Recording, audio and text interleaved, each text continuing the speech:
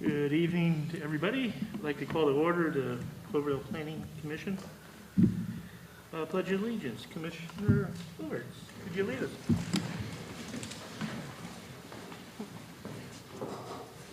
I pledge allegiance to the flag of the United States of America and to the flag one nation, under God, indivisible, with liberty and justice for all. I can't believe I messed that one up. Thank you. We have a roll call, please. Chair Shanahan, Here. Vice Chair Hoover, Here. Planning Commission members AC, Here. Sanders, Here. Waggy, I want to turn the volume up on that computer. alternate Spingler, Here. alternate Wallace. Here. Yep. Agenda review, any changes, deletions? No changes, Chair. Thank you. Declaration conflicts of interest? None? None out there? Okay. Public comment period. Under this item, citizens may speak on matters within the Planning Commission's jurisdiction which are not on the agenda. The Planning Commission is prohibited under public meeting law from acting on matters that are not on the agenda. However, the Commission may take citizens' input under advisement, direct staff to place matter for future agenda for discussion and/or possible action, or refer matters to staff for follow-up. Members of the public may comment on any matter not on the agenda, and please limit to 3 minutes. Do we have any in the chamber? None? Do we have any hands waved?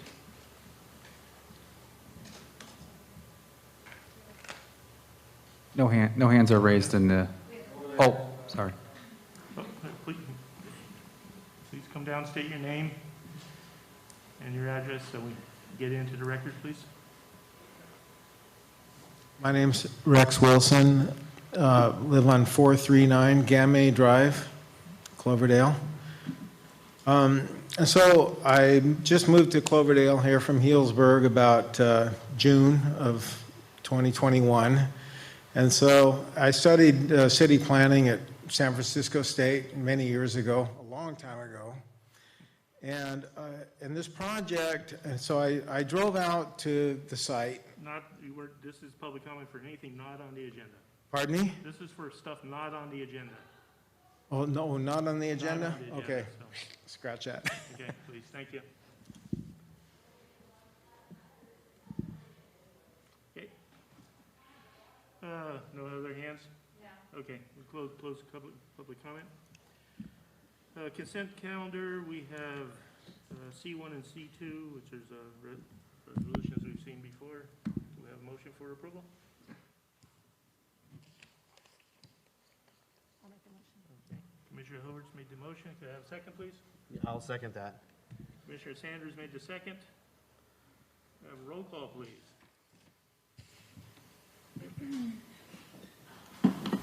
Commissioners AC, Aye. Commissioner Waggy, I wanted to let you know the audio is really bad. We cannot hear anyone on the stage. okay, I mean, you can really pick up words. thank you. We'll speak. Can you hear me right now, Chad? Is that better? Okay. Well, Let's finish this and then we'll deal with it. Yeah, Okay, finish me. Commission member Sanders, aye. Vice Chair Hoover, Aye. Chair Shanahan. Okay, thank you. Okay, we're going to address the, Yeah, just to follow up on that, Kevin, it sounds like there's one mic on the other side of the room, and you guys are all speaking to that mic in the other room. It doesn't sound like any of you are speaking individually into a mic. Okay. Jill, can you turn the volume up on that computer too, so we can hear them better? Okay, we'll do our best. You know how it is.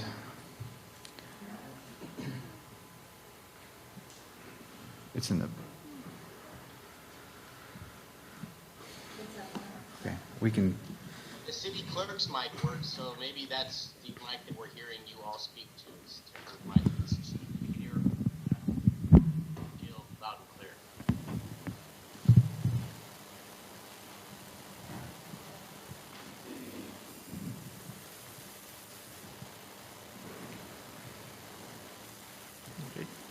Non-public hearing items, we have none. Any better, Chad? No? Not really. Yeah, we can barely hear them, too. Alan's gonna.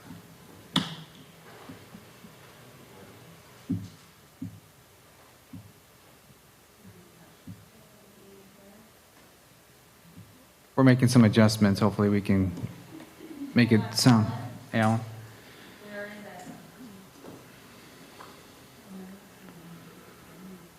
Thank you for addressing this. I think it's good to get this fixed up front if we can. Otherwise, it'll be a Right here? Hey, we poor can hear you. audible.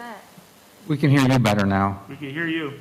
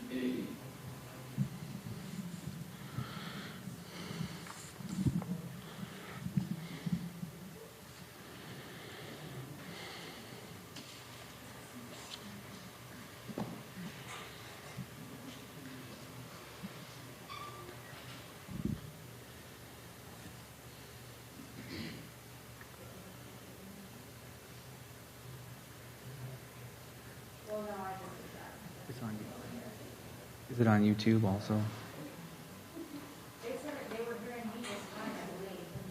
Yeah, we can hear you right now easily. We can hear you.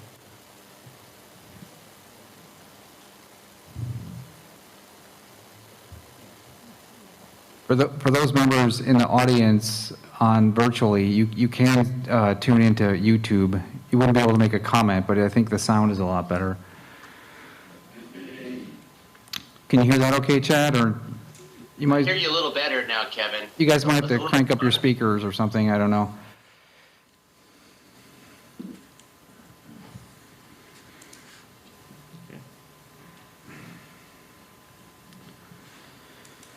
All right, move on? Yeah, Okay. please.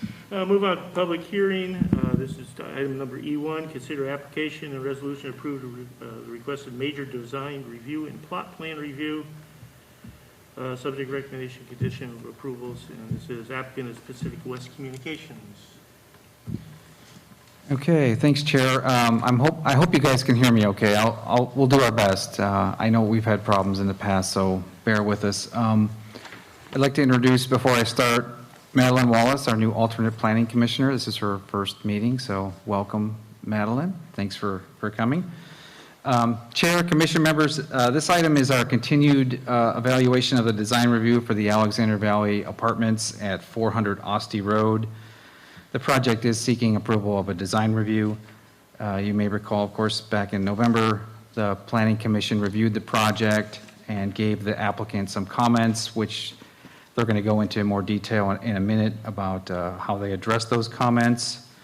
Just a quick summary, there was some additional screening requested, fencing, lighting on the southeast corner, soundproofing on the upper floors, more space for kids, and some traffic safety mitigation requests. You've seen a number of correspondence on this project. Several of them were attached to the packet, but ones that came out after the packet. And you've got emails today, but we do have paper copies for anyone interested in the audience. We did get a revised letter from Richard St. Angelo, Rob Kozlowski, and Generation Housing presented a petition that was about 500 pages. So there is a copy out there if anyone's interested. So we are going to have the applicant walk through the amendments, but before we do that, I'm going to ask Alex Mogg, our attorney from Myers-Nave, to give us a brief update on what he's been doing with the school district, as well as he wanted to give a little update on the letter from HCD as well, as which was included in the packet. So once we're done with Alex, then we'll turn it over to the applicant and start going through the amendments. Thank you. Thank you, David, and good evening, commissioners. David was bringing attention to some of the comments the city has received, and as the commissioners may have seen, there was a letter from HCD, the California Department of Housing and Community Development, regarding. Hey, Alex, we can't, can you, I don't know if you can like yell. Yeah, can you hear me? Can you hear me better now? There's a mic there. I don't know. We can't hear you. We can hear you on the virtual end, Alex. You can hear me on the virtual end. Check. Can you hear me at all? Hang on, Alex. Can anybody in the audience hear what this guy's saying? Test. Test. Try it. Say something, Alex. Can you hear me now? Well, it's a little better. I'll hold it. Okay. All right, we're gonna. I will hold This it. one's not really working. All right, we'll try that.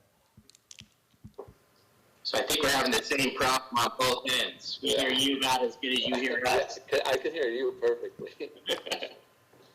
Alex, can you say something so we can hear you? Yes, good evening. Is that any better? It's not great, but I think we can hear you. Okay, I'll be brief. One of the letters the city received was from the California Department of Housing and Community Development, HCD, reiterating that law. That letter reiterated some of the housing laws applicable to this project. I'm not going to go over it all again. The commission has heard, I think, multiple presentations on that and the limitations that the Housing Accountability Act place on the city, preventing the city from denying a project that meets all of its objective standards and really limiting what conditions the city can place on the project. No conditions that would make a project infeasible or substantially, have a substantial adverse impact on the viability of a project, by dramatically increasing its costs. And that would be in addition just to the normal limitations on the city's ability when it imposes conditions, have to have a nexus to the permit being sought, which here is a design review permit. So that is what that letter said. And then as Kevin mentioned, we've had some initial meetings with the school district. The meetings, to try to better open up communication between the city and the school district. There are more planned to look at some of how to address some of the school district's concerns, more systematically. I certainly don't want to suggest to the commission that we've solved the school district's concerns. I imagine you will hear from them tonight, but we have started opening up some lines of communication to address some of these, try to address some of their concerns more systematically, not specifically related to this project. But so thank you, Kevin. Hopefully some of that was audible to the commissioners. No, we can hear you better. Thanks, Alex. Maybe we can turn it over to Lauren, the project manager, and Jill, I don't know if you want to put the PowerPoint up or we can have them share a screen. I'll have them show. Lauren, maybe, okay. I can also share my screen if that's easier. Yeah, please, by all We're means. gonna have you share a screen, Lauren. Okay.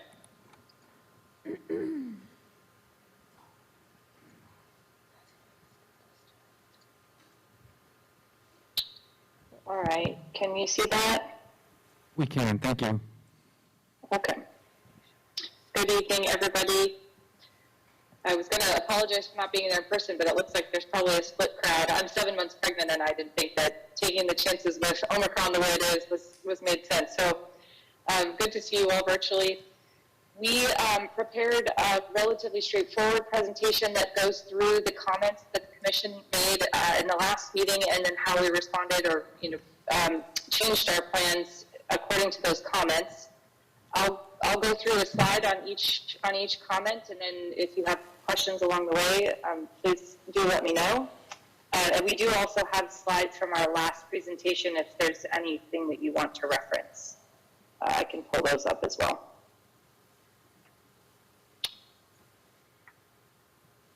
All right. These are not in any particular order other than how they were listed in the last meeting. So the first comment here was to add some screening along Asti Road where there isn't already existing vegetation on the site to screen the project from the freeway. I'll just add a note that we did some kind of digging around and looking at the freeway. It doesn't appear that you can actually see much of the property from the freeway, except for this northern corner anyway. So hopefully this helps. We added some chestnut trees and some oak trees. You can see by the red dashed circle there.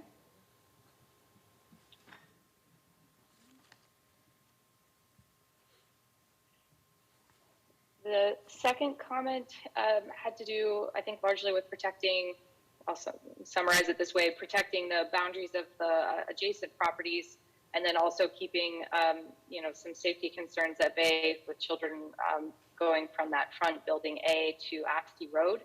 So in response, what we did is we added some fencing, a 4-foot fence along the project frontage where there isn't any existing natural barrier to the road, and then we added in the back corner, southeast corner there, a taller fence to try to, make it difficult for people to simply walk out that back corner to Railroad Avenue and try to access the river that way.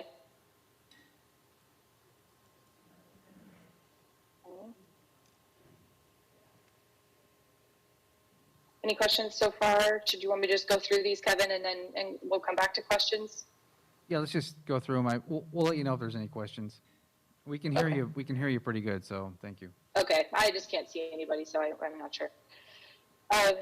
Great. Third comment that was made is just for security concerns, having some more lighting in that southeast corner. I see it getting dark back there. We did do that, and the light levels are consistent with a higher security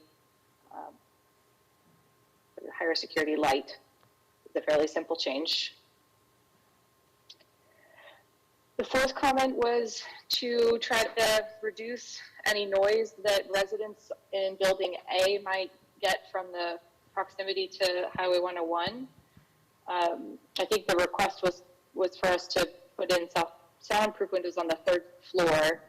What we're proposing, though, is to put in some higher rated windows on the entire frontage of Building A along Asti Road.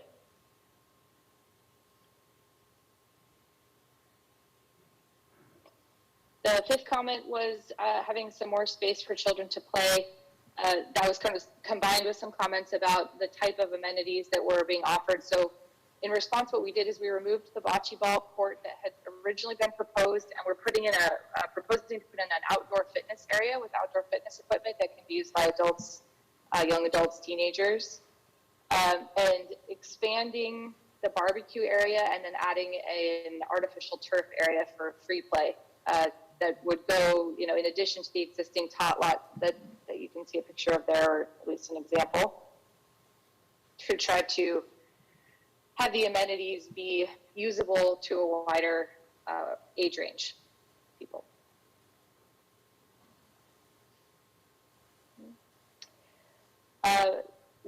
This is not this wasn't one of the comments that was, a requested change, but there was quite a bit of conversation in the last meeting about the existing conditions along Asti Road, the speed that people drive, the lack of existing traffic calming measures that are there, and the ability for anybody really on the east side of Asti Road to access the sidewalk on the west side of Asti Road to get to downtown.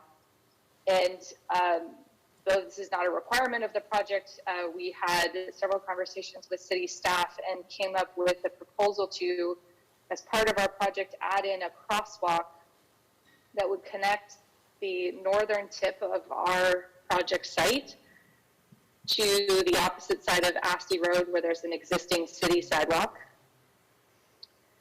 which would make it easy for, I mean, really the crosswalk could have been put anywhere, but the intent was to put it close to Lake Street so that the residents of Lake Street could also utilize that crosswalk easily and connect to that sidewalk on the other side. And what we would have on either side, I don't know if you can tell here on the right side of the slide, there's a zoomed in image.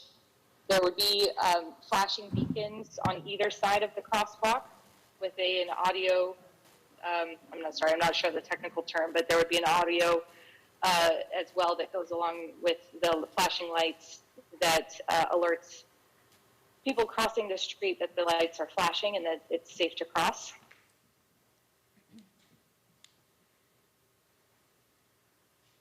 Okay. And that is the end of the changes that we've made to the project since the last meeting in response to the commission's comments, and I'm happy to discuss any of those further. Thank you. Do you have any questions about anything? You just saw this. I have a few questions. Yeah, please. So the first question I have is regarding the sidewalks. Do you have an aerial view of where the sidewalks are going to start and stop for this project that everybody can look at? Are you referring to the frontage improvements on our project on or the Asti Road. existing city? Okay. Let me see if I can find. It's not going to be an easy way to see that. It's just off of the site plan, Eric, and it's only on the west side of Asti Road, and it's north of the project. It's where the sidewalk starts. It's about 100 feet of sidewalk off of the corner of Asti and First Street.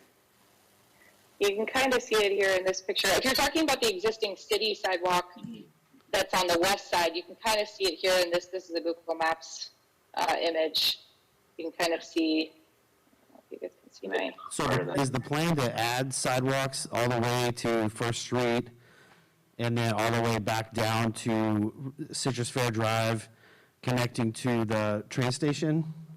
This is a TOD project, right?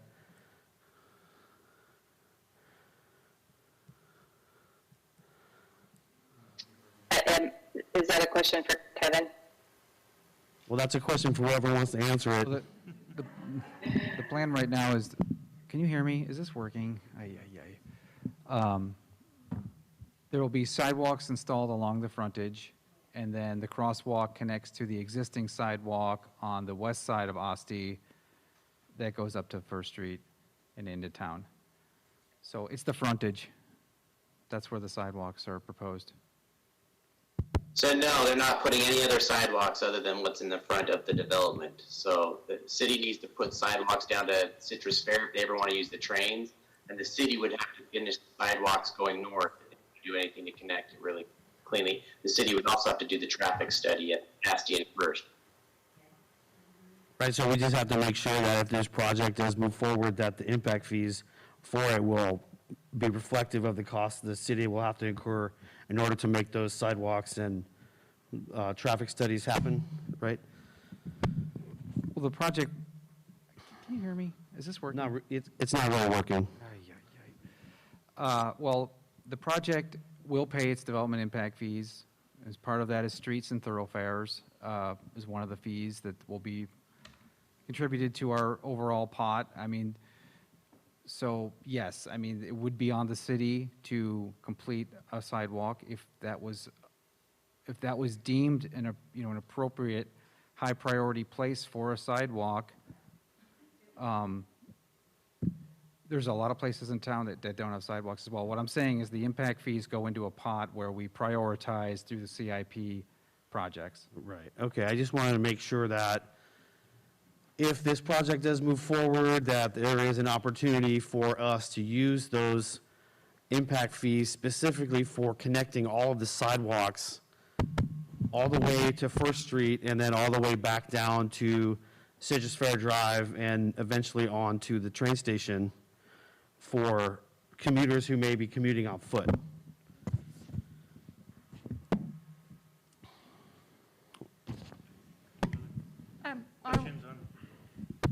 about that, since we're bringing it up. On the conditions of approval for streets, on number 82, it says all new and replaced traffic signage and striping shall be installed. And then number 83 says Asti Road shall be striped for 2 12-foot travel lanes and 2 5-foot bike lanes.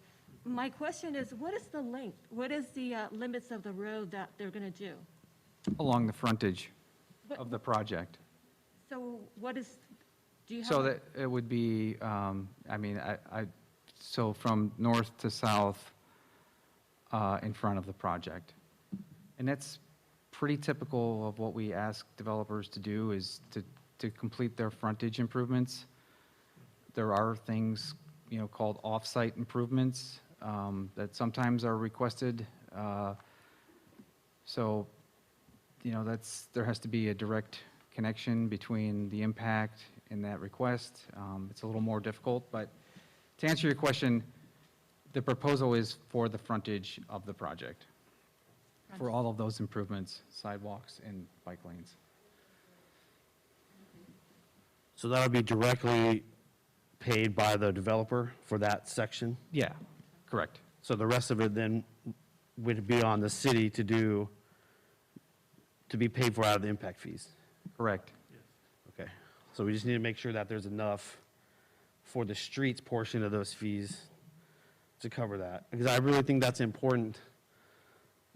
Yeah, there are a lot of problems with the streets here in this town, but we don't have development projects on all of those, right? So we're just talking about this particular one. And being that it is going to be in what we are calling a TOD area, then there's frankly not enough parking. So people are going to be expected, I suppose, to walk all the way downtown to the bus stop in front of City Hall, or down to the train station if and when the train comes.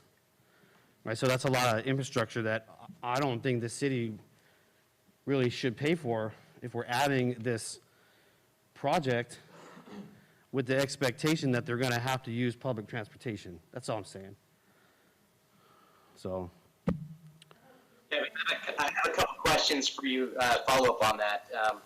One, what is the prioritization of a project like this? If we were to say we approve this project and then we have this impact fees amount going back into the roads and infrastructure, how can we prioritize this being fixed first? I mean, how is that done? Is there a study done through the whole city to determine what is the most unsafe when you have 75 plus units of 100 plus people who have no sidewalks?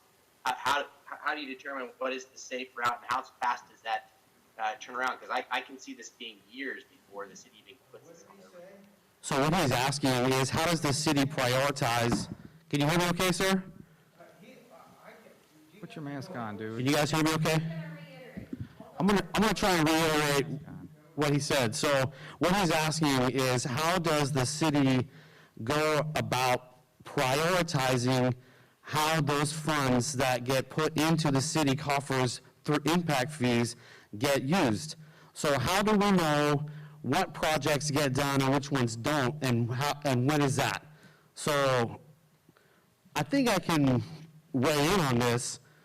From what I understand, that would partially be brought to city council through the public works director, and the capital improvement plan that the city has for the next 5 years would kind of line that out.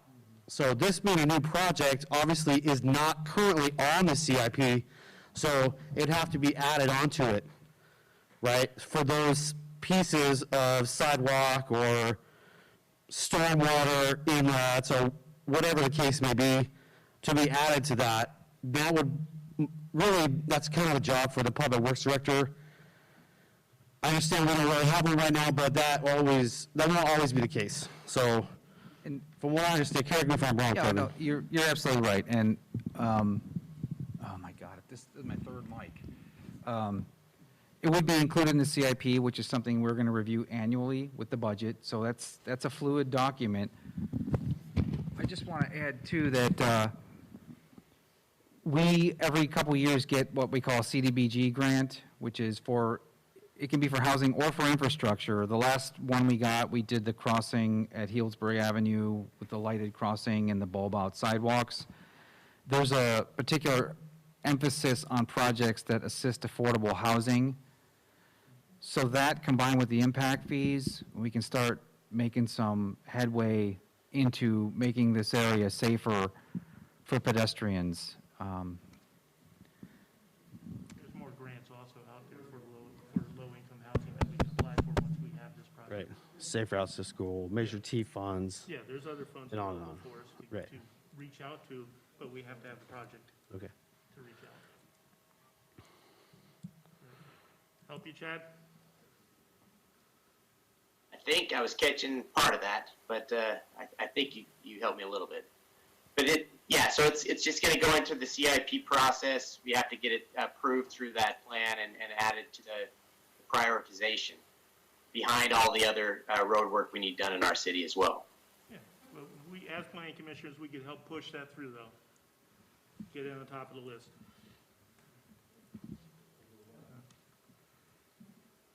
Anything, Commissioner Waggy?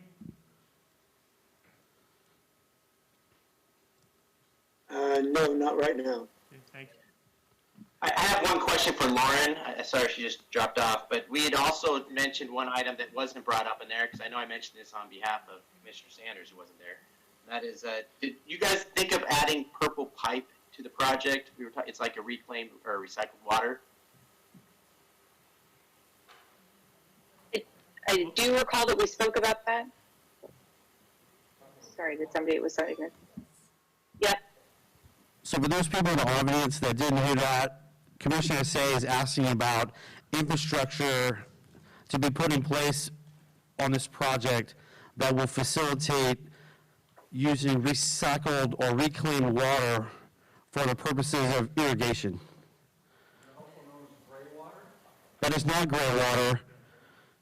We're talking about recycled water, so Title 22, tertiary treated sanitary wastewater. I don't know what UCI is doing up there, but I imagine that there's a lot of communities in the area that are going that direction. Sorry about that. So to address the question, I'm sorry, I don't have the number, the condition number. You might have it, Raphael, up. But there is a condition of approval in that I believe states that we have to have space for the purple pipe, not to install the piping itself. Yeah, And I'm sorry that I didn't say this before, but our architect of record, Doug Gibson, is actually there in person in the audience. So if you guys have any questions, you can direct them to him as well. I just want to make sure I said that. Yeah, we did ask for space for the purple pipe. So, Okay. So that's what's being done about that. Can we get him up here to talk? you want to address that? Since you're here? I can't access the, oh, okay, So the attendees on here. Doug Gibson, Pacific West Architecture, Eagle, Idaho. I was just texting Tom Phelps, who's our landscape architect from Chico. He confirmed that we have the capacity and the design is such that we can do the purple pipe, have it in place in the development, so in the future when it comes from the north, we would be able to tie into it. Electrical systems, boxes, all of the infrastructure would be installed and provided. This project is going to be designed for low water use anyways, specific because of some of the funding sources. We talked in the November hearing about lead and low use water. So the utilization of purple pipe, that's right up our alley. We're perfectly fine for that as a condition. Thank you. Thank you. Individual water meters. You can't do that in apartments. Because of lead. Any questions? I don't have any questions yet. I have a question. Okay. I have a question. You, Commissioner Wade? Does that mean they are leaving space, or they're actually going to install the pipe?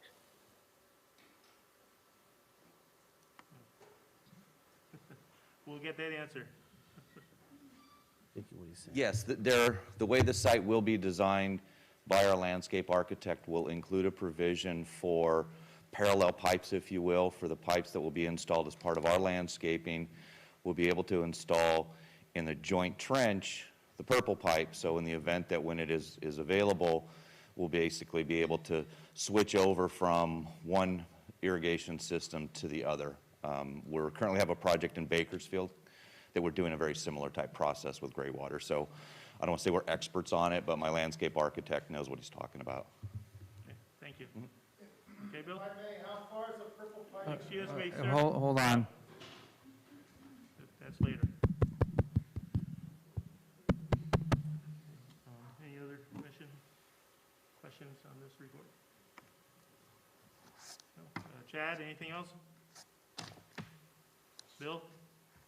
Good. Yeah, thank you.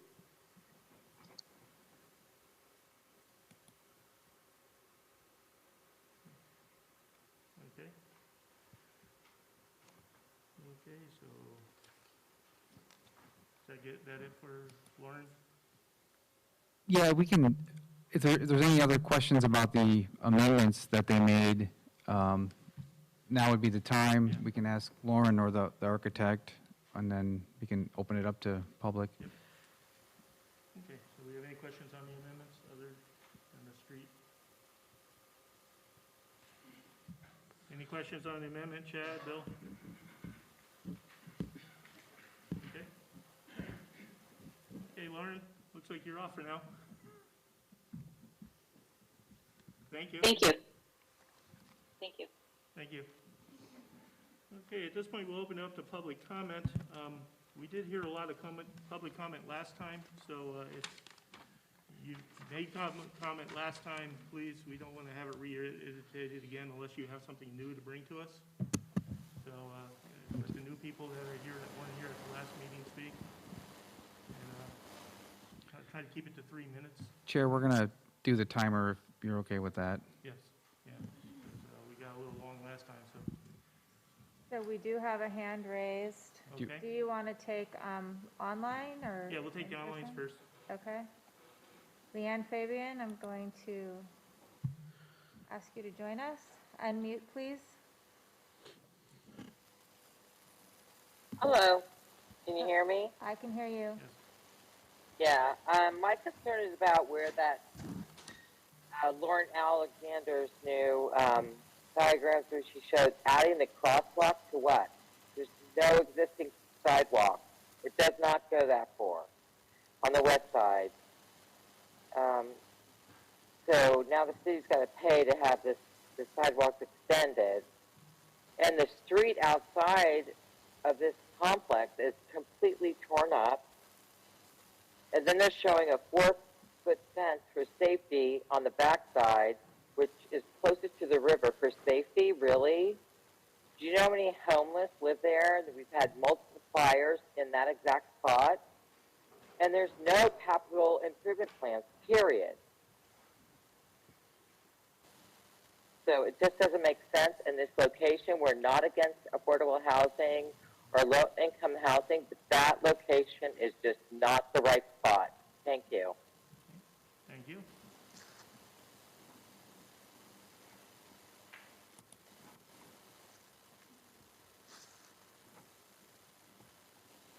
No others, no No other other hands hands? at this time.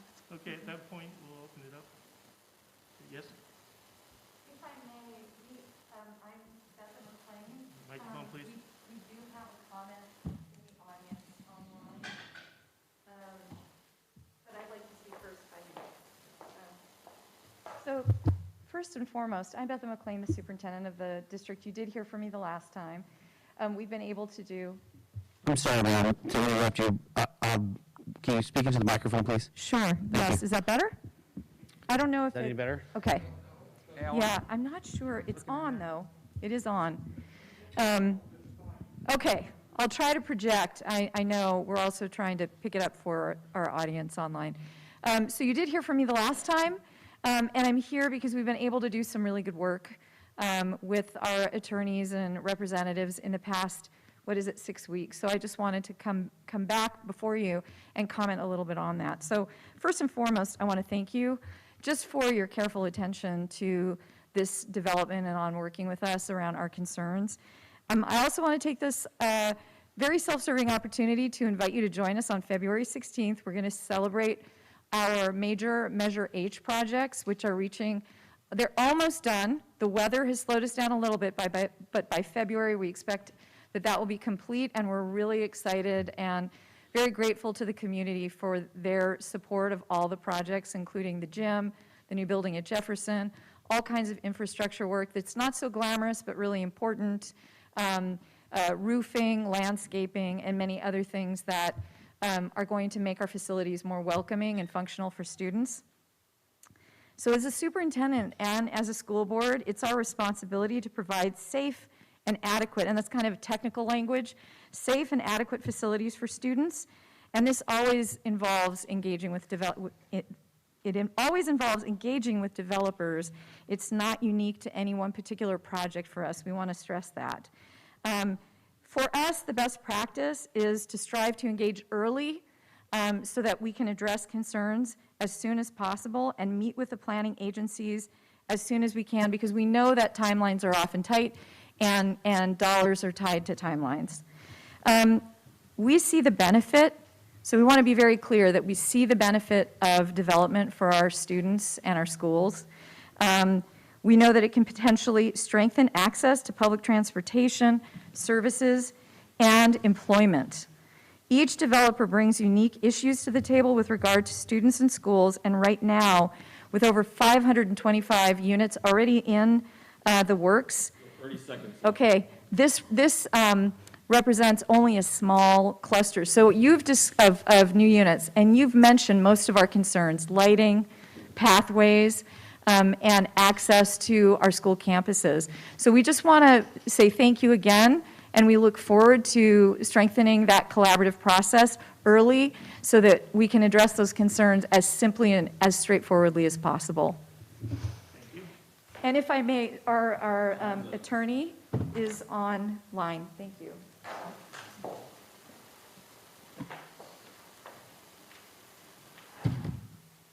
Okay. Jill, you want to bring the attorney on? So we have two people with their hands. We have Debbie Howell was next. Okay, Debbie can go. And Betha, who is your attorney? Junaid. Okay, thank you. So Debbie, I'm going to bring you on. And if you would unmute, please.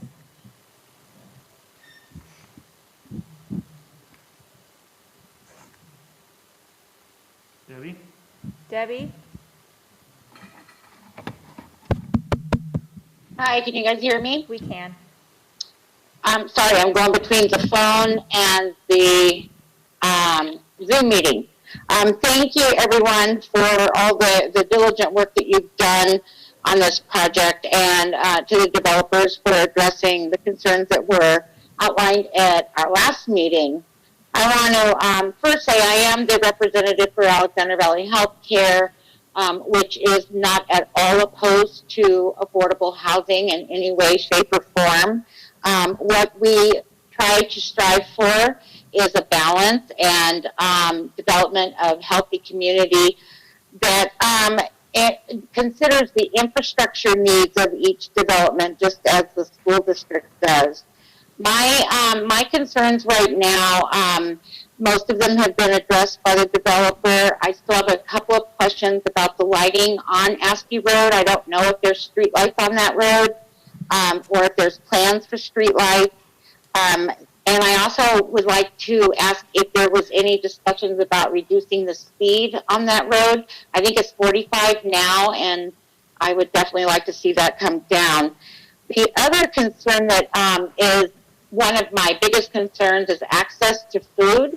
And what I'm concerned about is the distance the projects from the main retail grocery stores, which is Rave and Grocery Outlet. that's quite a ways.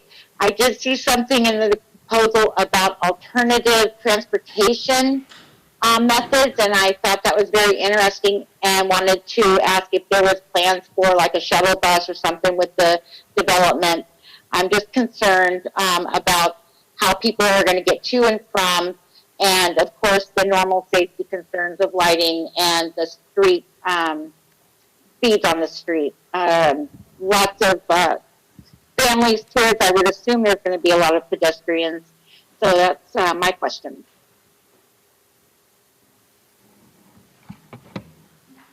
Okay, thank you.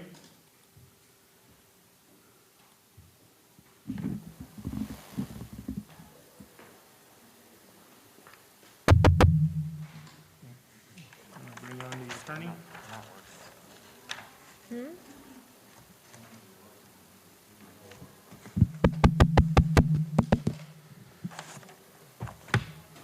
So you want to move on, or is anybody going to? Yeah, move on to the attorney. Okay.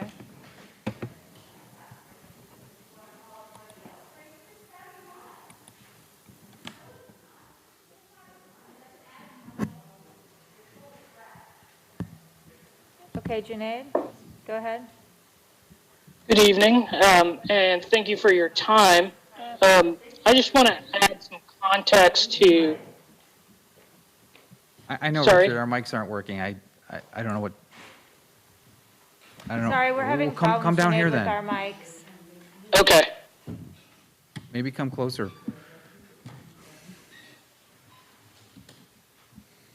Would you like me to continue? Yeah, Go please. ahead. Thank you. I just want to add some context to the superintendent's comments earlier, particularly to underscore that it is the school district's responsibility to ensure that the impact of development on the district and its facilities are mitigated. And that primarily happens in two ways. One is the main impacts to facilities, or the primary impacts to facilities, are dealt with by the collection of developer fees.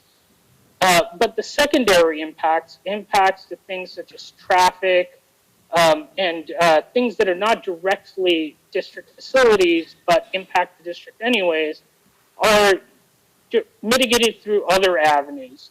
And the purpose of that mitigation is really to ensure that the students of Cloverdale have safe and optimal learning environments, and also safe access to those learning environments. And it's our conversations with city's legal counsel have been fruitful in sort of fleshing out the legal parameters of those mitigation measures. And as sort of part of that process, we were grateful to have the opportunity to review the project applicant's CEQA documents, and noted that while they are very thorough, there are a few gaps, and gaps that I think this commission has pointed out a few times already, and some of the other public comments. And that is the impact of traffic and access to school facilities through things such as sidewalks, bus pullouts, lighting, parking, and visibility. And we would like to ask that the project applicant or the city maybe do some more analysis around those points before approving this project. And we look forward to working with both the city and the project applicant in making sure that the students of Cloverdale can get to their schools and this community is served in the best way possible. Thank you. Thank you.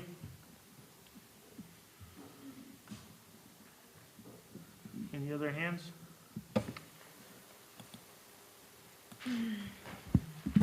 No, not online. Okay. Wait, Junaid has maybe potentially a hand up again. Okay. Maybe Preston walked up Oh, here. it's gone again. It's gone. Okay. You want to go with her first or me? Go ahead. Okay. Name, address. I'm Preston Addison. I've been in Cloverdale as long as we've had a train station, and hopefully it won't be that long again until we have a train.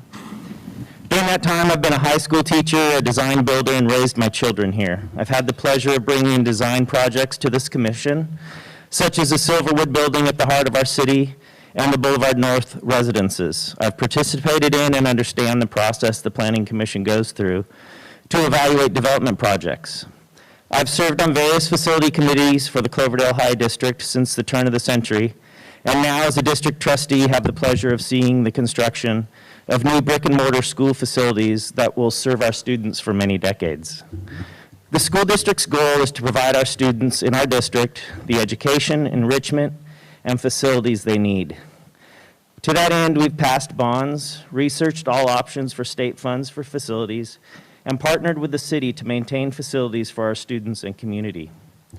Those partnerships have included refurbishing the tennis courts, building Kleiser Park, and having heating installed in the city pool. We've worked together to collaborate on open space for sports and searching for land to build school facilities for our growing community needs. With the city, we've engaged the developers to help meet infrastructure needs of our community and schools. We hope to continue that by working with the Planning Commission and city to make sure the impacts of development are mitigated by including the necessary infrastructure in developers' conditions of approval. One misconception I'd like to address is that developer fees pay for school facility needs of new development in our community. The developer fees we collect come nowhere near funding the cost. Currently, we collect $4.08 per square foot of new residential development. For an affordable home of 1,100 square feet, that's $4,488 in developer fees. Every 32 affordable homes brings 25 new students to the school district. That's using the state's metric, which is a classroom worth of students. The $88 collected for those students cover the operational costs, teachers, paraprofessionals, and overhead for their education. The developer fees for those 25 students is $143,616. That's $4,488 times 32 homes. The cost of the new classroom for 25 students is about $1 million in construction costs, plus infrastructure, support structures, bathrooms, design, permitting, adding even more, making the full cost about $1.5 million per classroom. Comparing the cost of a new classroom to the developer fees leaves us with a deficit of about $1.3 to $1.4 million per classroom that those students deserve.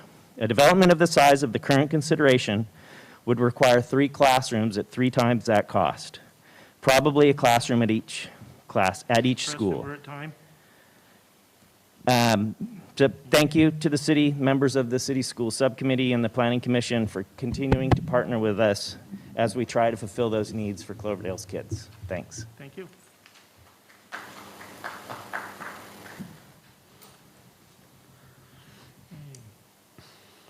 Do we have anything else from the galley?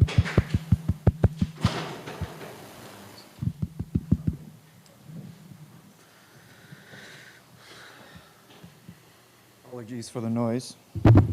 Good evening, Chair Shanahan, Planning Commissioner, staff. My name is Kyle Weeks, and I am the Policy Director for Generation Housing, where we advocate for more diverse and more affordable housing.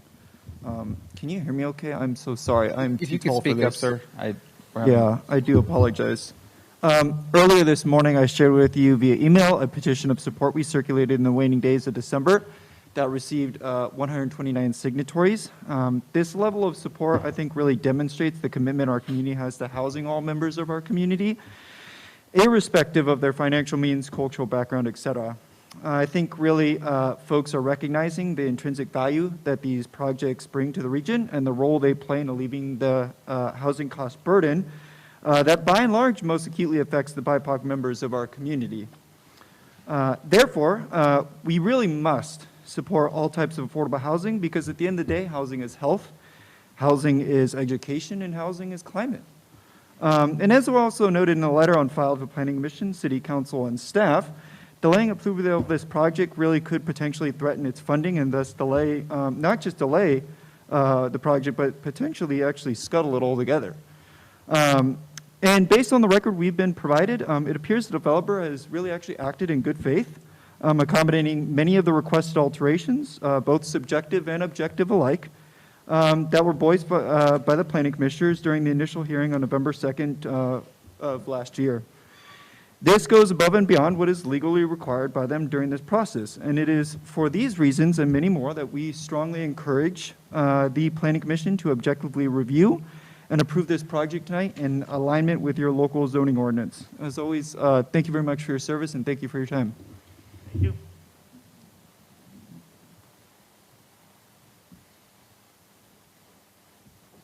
Please.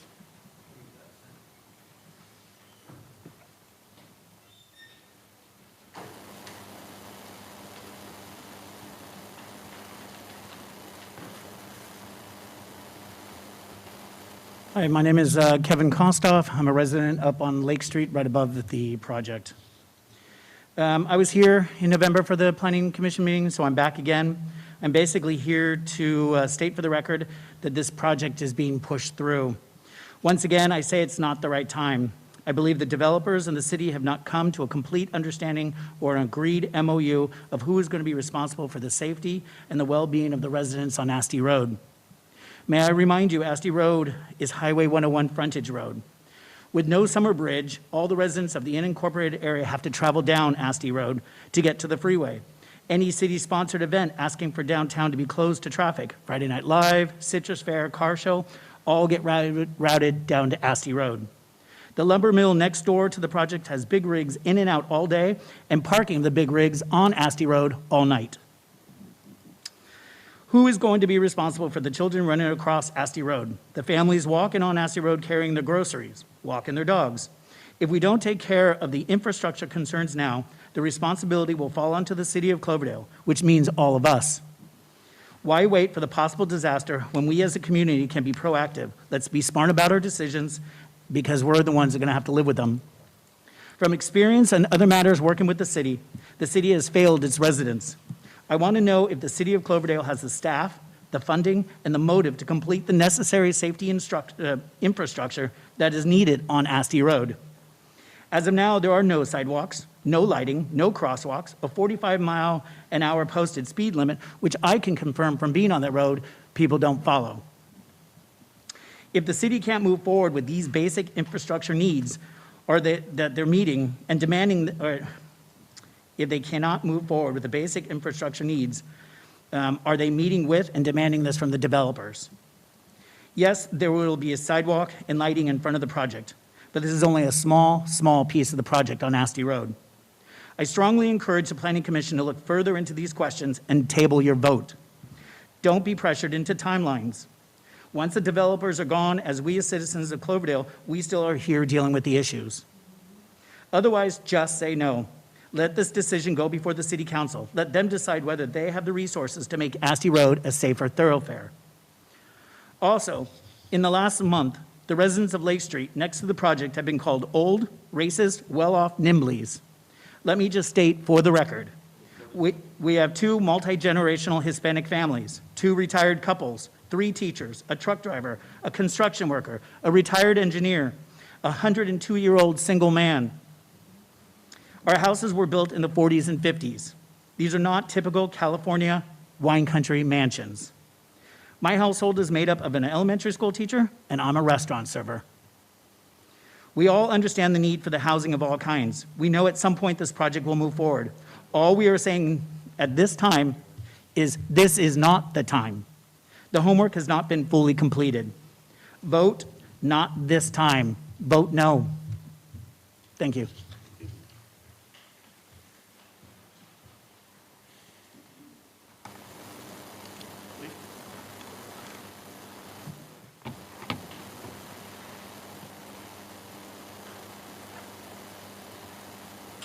Good evening. Thanks for your attention. My name is Rob Kozlowski, a resident of just a few years. However, I've been interested in the infrastructure discussion, so I've participated in some of those sessions, and I appreciate the comments of the gentleman behind me. I think in terms of new housing, I'm a supporter of new housing like this. However, we must approve not only low-income housing, but housing for single-family homes, townhouses, condos. So I encourage you to consider those and let those projects move forward as well. I also believe we should have an inclusion of a statement on SMART. I've tried to get a response of Melanie Bagme, the commissioner. I'm not sure if she's here tonight. I noticed Gus was here. But I'd like to see a situation on SMART where there is SMART funding, so that could contribute to the infrastructure that's being discussed here tonight. Also, I think clarification on parking and an estimate of how many cars will be populating the area is important. One study suggests 150 to 200 more cars, especially since SMART is not available in the near term. So again, I believe the SMART funding can contribute to the infrastructure surrounding this project area for the city. Similarly, use of ARPA funding. I keep hearing that a lot of funds have come into Cloverdale in terms of millions of dollars. So will that kind of funding not be used for the roadworks and the infrastructure that's needed for this kind of area? Furthermore, with the impact fees that are being collected, we've got to address the added water infrastructure for water and wastewater. And this is a critical component because we're facing, as a community, a 22% increase this summer in water and sewer rates. Now, that's supposed to be the maximum. So I'd like to see projects like this with their impact fees, money from ARPA, ARPA, which is being discussed, I think, tomorrow, Kevin. And then last but not least, you mentioned CBDG. I'm not sure what that means, but a number of residents like myself have volunteered to help write grants to secure more funding. So I'd like to see that explored closely to help build the infrastructure at Cloverdale, both roadworks and water and sewer. Thank you. Thank you.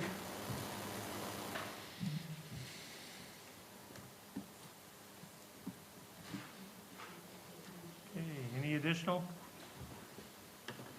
Please. Come on up, Richard. My name is Richard St. Angelo. I live at 218 Live Oak Drive, very close to the project, about 250 feet away from it. I've been here before. I assume you have my written submission and the accompanying graphics with you. Is that true? Yes. I'll just highlight a couple things because I don't want to reiterate what I've said before. First of all, for transit-oriented development, this has no mixed uses. This is purely residential. That's all. And even though the parcels project is zoned transit-oriented development, it's an outlier. The transit-oriented development district is not in that. The transit-oriented development district is to the south and to the west. So this is kind of an anomaly. In terms of transit-oriented design, transit-oriented development design standards, this has no front entrances on the street. It's not street-friendly. It has a 4-foot-high fence and only back patios, and that's it. The existing public transit here is abysmal in terms of accessing further south because it runs from 8 till 8, and that's it. Nothing at night, nothing earlier.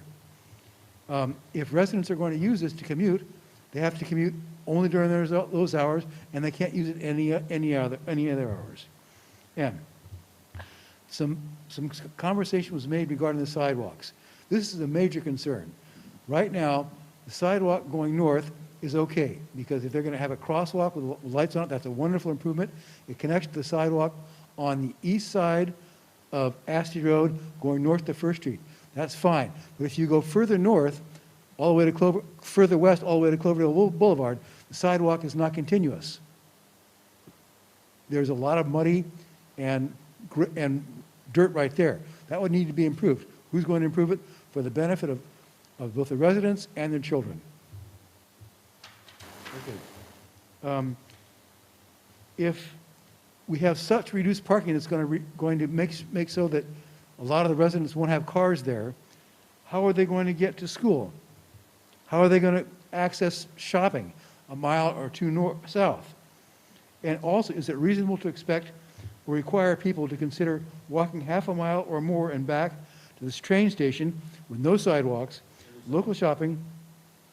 What would you say? 30 seconds left. Say it again? 30 seconds left. Okay. The last point I have to make is if we have the parking of 99 spaces provided, which is 94 less than the city standard, that means there can be a lot of parking on the street. If you look at any area at the cul-de-sac off of Cloverdale Boulevard, where they have the present low-cost housing, there are 40 units there, and there are packed full of cars on the driveways and on the curbs, and then on Cloverdale Boulevard. Now, if we have to think of 94 cars parking on Ashley Road, which is illegal, that's 1,880 feet long at 20 feet per car, parallel parking. That's a third of a mile. That's almost the entire stretch between the development and south to Citrus Fair Drive. Okay, we're out of time, Richard. If you wrap up, please. I will, just a second.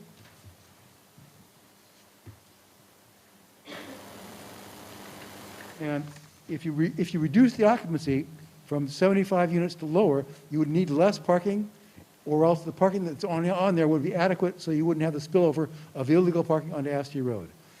But the biggest thing to me is a safe transit going from the development south to Citrus Fair Drive. There are no sidewalks, there's no control, and that's not accounted for. And I don't believe, I don't trust the city including that in their capital improvement plan to address that immediately if and when the project is built. I believe this should be deferred until we have answers to these questions.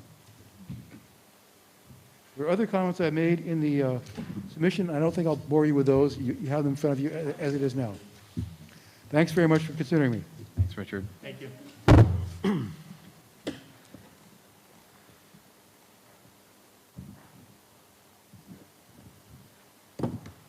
Anybody else? Please.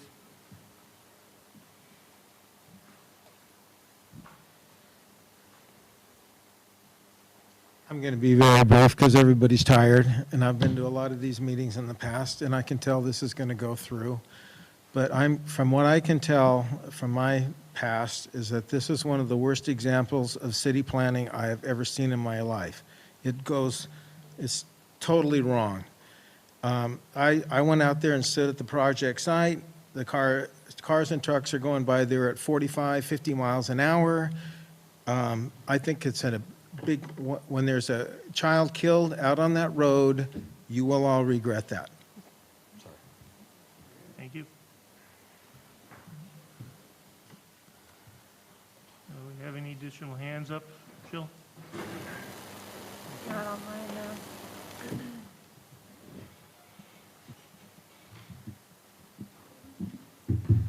Hello, Angela Cordova. Apologies for out there. Anyways, I'm concerned, obviously, with the school impact. We've already discussed that. This doesn't, in my opinion, this doesn't bring new housing. It addresses the current overflow and overcrowding with what's going on in Cloverdale already. Basically, you're just going to have people moving from one location to another. We have ag housing right now that's not even full. If you guys didn't pay attention, you might want to go knock on some doors. Emergency services is vital. Our police department can't even handle what we have currently in our city. When we have one officer working on one weekend day, one officer for the city of Cloverdale. That's ridiculous. Fire department, at least we got CAL FIRE here to back us up. I don't even know if that's enough.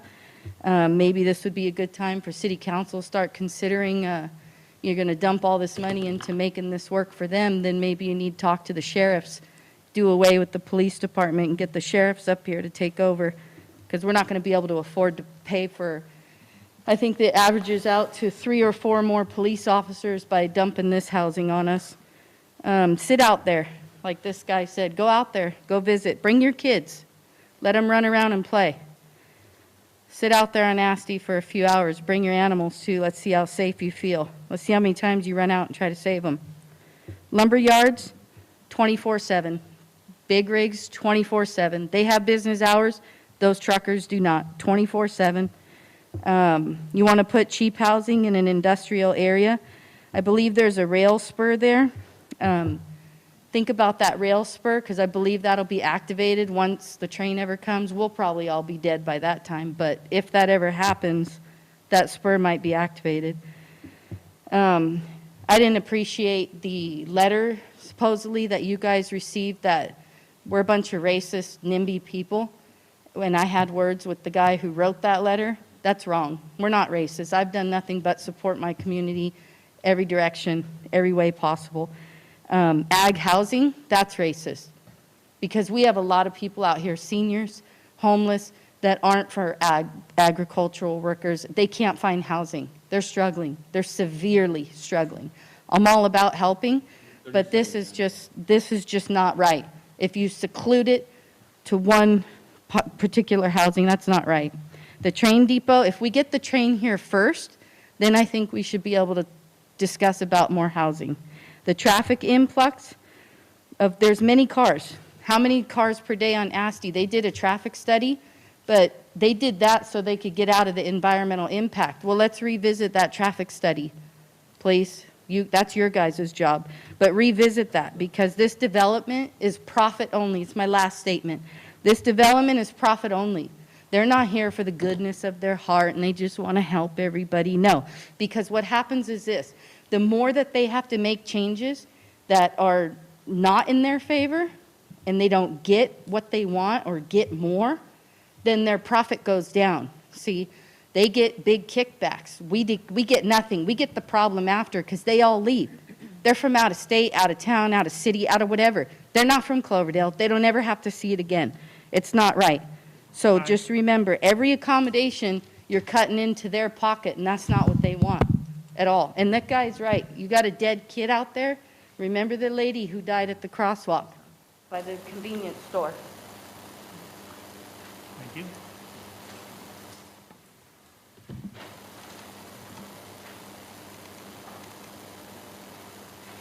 Hi, I'm Jennifer Allen. I spoke last time. I live at 450 Lake Street. I just wanted to comment on the new safety aspect of the proposed crosswalk that they put in there. I mean, I admire that as it is a safety measure, but I can just, from living right there on the corner and having traffic come up First Street and turn, they're never going to see that crosswalk. And cars cut that corner all day long. Go out. I urge all of you to go out there and sit and look. See what it's really like. Doesn't seem like it would be very safe. There's no sidewalks. I feel unsafe walking there all the time. And I want to guarantee from the city that they're going to do the infrastructure. You're going to impact our whole neighborhood on Lake Street and the surrounding areas, and no crosswalks, no sidewalks, nothing for safety, nothing for the kids to get to school. Like, that's ridiculous that you wouldn't put that. You know, we're saying maybe there's funding. Well, there needs to be funding before you approve this project. I'm also really concerned that no one's talked about addressing the noise pollution for the people who already live there. We've invited everyone to come up and see how loud it is. And you're going to add this huge project with all these people, and it really impacts all of our lives. And I don't really feel like that's fair.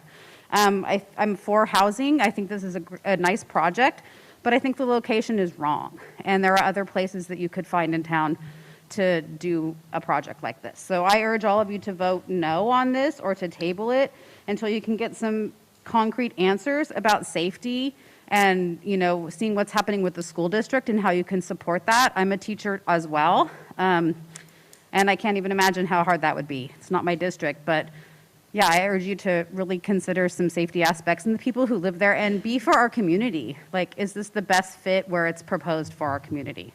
Thank you. Thank you.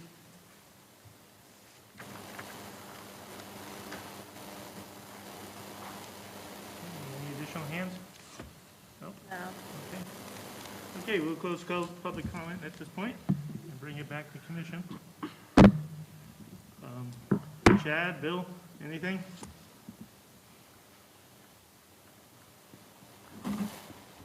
Can't hear us. You're on mute. We can hear you, but I'm waiting a moment. I don't know if anyone else wants to speak first. Okay. Okay, Melissa, anything? Yeah. In our last meeting, I asked the question, what can we do if the school cannot give a will serve letter? Have you guys changed your position on the will serve letter? We have offered a letter asking for certain things. We have not signed a will serve letter.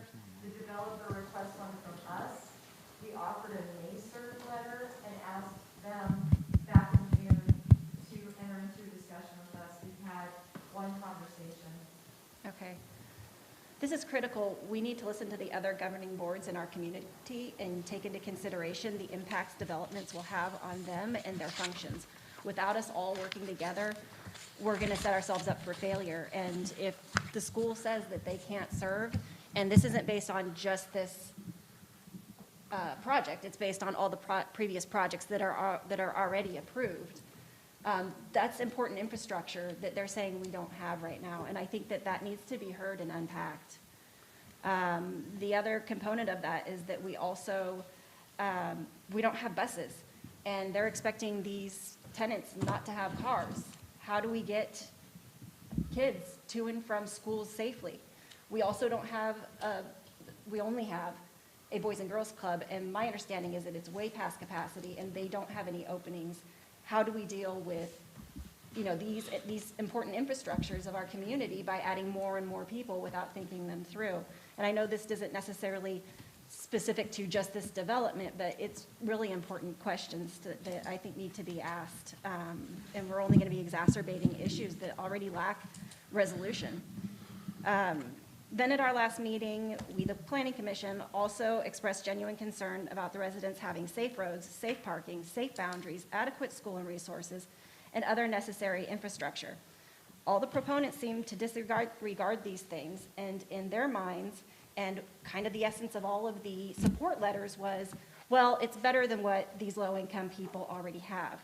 As a person who lost my home in the '86 flood and came here basically homeless and was the poorest of poor, I find this really offensive that just because they can make this way and have the disregard for the safety and the parking and assume that because people are poor, they don't have two vehicles and they don't need to park, or that they can park at the depot and walk almost a half a mile with no lighting, no sidewalks, no crosswalks, no stoplight, that is a reasonable solution because they are poor and this is somehow better than what they had before. I think that that's extremely prejudiced and offensive for that assumption to be made. These people have more than one vehicle, and our parking rules exist for a reason, and just because you are meeting these certain bonuses and criteria that you get to disregard that doesn't make it right.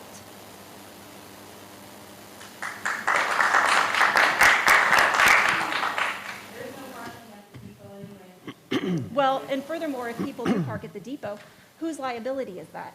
Whose liability does that become if cars are vandalized, broken into, there's injuries on the lot? What do we do if we ever need that lot for any reason? How do we kick everybody out who's been using that as a parking solution? It's not one. I think that's the gist of it. Oh, yeah, okay, great, thanks. I'd love to weigh in on this. So I understand that California especially is experiencing an unusual shortage of housing, especially affordable housing. For me personally, I just had one of my kids move out of state. He moved to Oklahoma because he couldn't find any place that he could afford to live in on the wages that he could make here. So there's obviously a big disparity there. We need tons more housing here. Now, having said that, I gotta say, I agree with everybody that has weighed in here tonight regarding the safety, the traffic, the sidewalks, the rest of the existing infrastructure, the pricing, the cost that is gonna be placed on the city for that, the needs of the school district, the shortage of funding for the school, the current drought that we're in, and the long-term river flows and the water rights that we may or may not have moving forward. I think that this is a great project, but I really think that this is the wrong location for it. And whether or not a project like this comes to the city of Cloverdale, I hope that it does. But I don't think putting this on Asti Road, and I don't think that putting this in Cloverdale right now is a very smart idea from the point of view of city planning.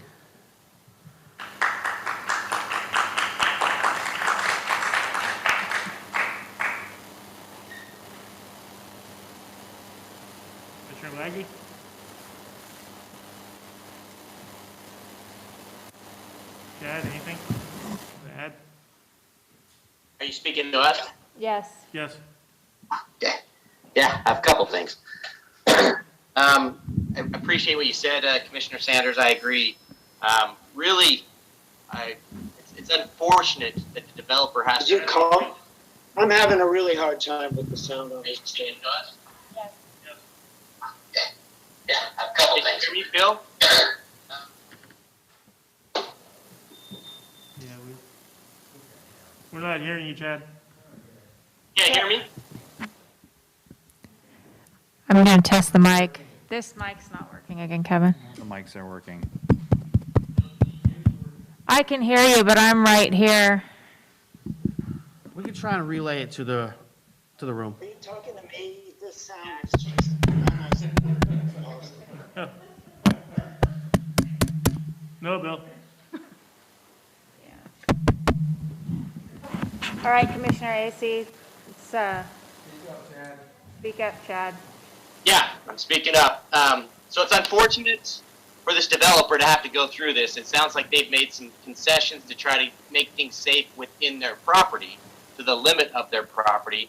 I do think that we need to address the fact that the crosswalk will not connect to a sidewalk. So this will not connect to the sidewalk on the west side. The west side sidewalk does not go beyond maybe 100 feet past the corner of Asti and First. So it is not going to go as far as this property. It's not near there. So the city will have to connect that if we want to have a safe connection. So this is an unsafe project as it is. The city does need to take into account all of their needs to make that safe. So it's unfortunate that the developer has to hear all of our complaints about safety when they've done all they can on within their property area, at least to that point. I do think that the owner, the developer, and the agencies backing this need a little bit more education about what Cloverdale is. Cloverdale is siloed. We are siloed from the rest of the cities in the county, and we are siloed from many of our services. But Cloverdale is also at risk of being in severe threat of water due to the Potter Valley project. The other cities in the county do not have that risk like we do. So this is to put affordable housing in Cloverdale is a great idea, but you've got to be very strategic and smart about doing that and putting this project in a location that is meant for mass transit. And when we don't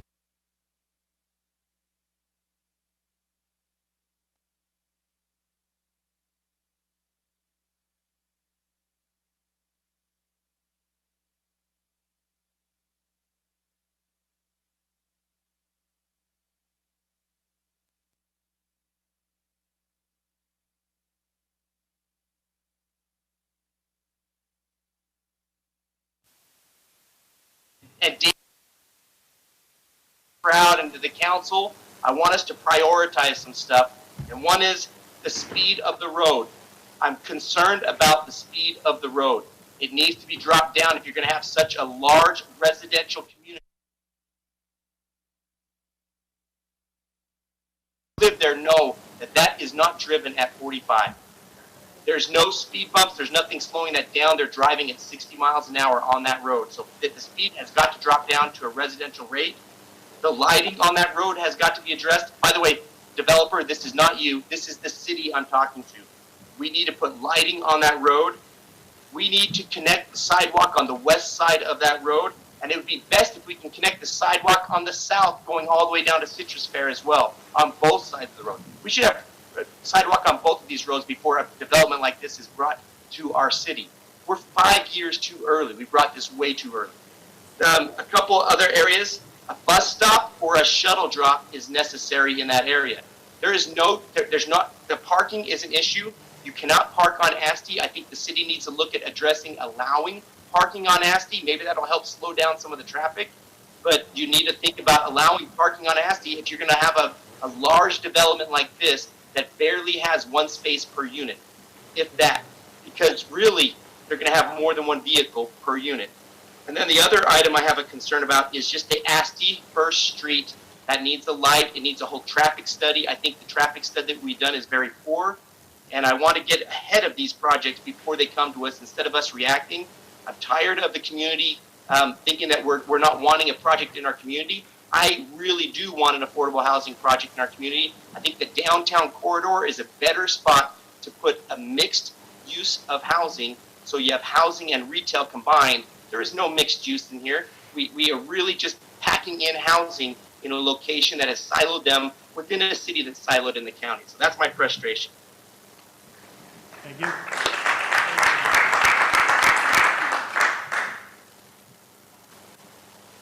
Commissioner Wiggy?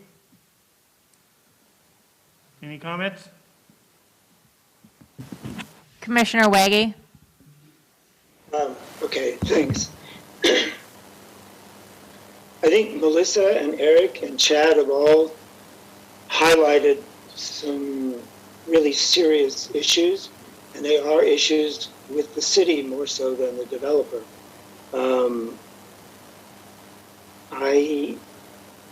I kind of feel like we're being a little bit held up by, or not being held up, but because of the state laws and the current status of the state laws, it looks like the developer has dotted all its I's and crossed its T's, and I'm not sure whether the city can, what the position of the city would be and if it denied this permit.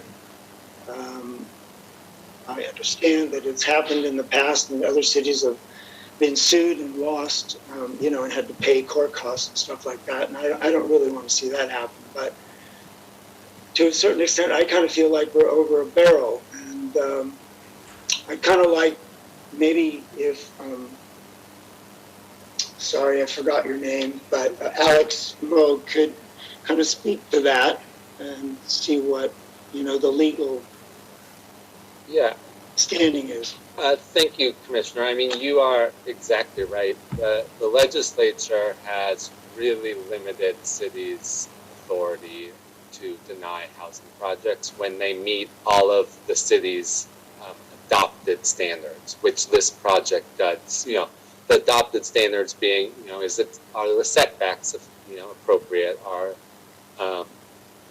Is the height limit met? All of those types of things, which this project does when the density bonus is included. And the density bonus is something that the state says projects that offer a certain percentage of affordable housing don't have to follow certain local rules. And I've heard some people mention parking, and I understand that, this is way less parking than the city's standards. And unfortunately, that's something that the state has said these types of projects don't have to provide that, that required housing. They set their own standards. And so, the city has some ability to provide condition the project, as to the design elements of the project on site, as long as they're not unnecessarily burdensome, sort of what state law requires.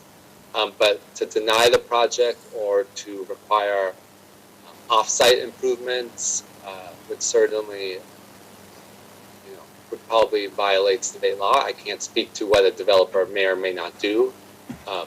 As you've mentioned, certainly cities in the past have been sued. Doesn't mean that will happen here. But it also doesn't mean the city can't take steps to address some of these issues on its own with the impact fees.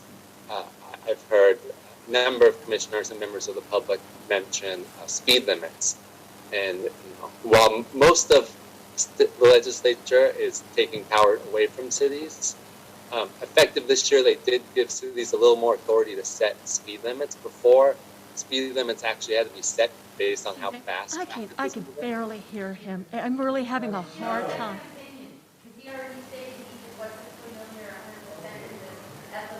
And I have two panelists that have their hands up, so Lauren and I think is it Chris?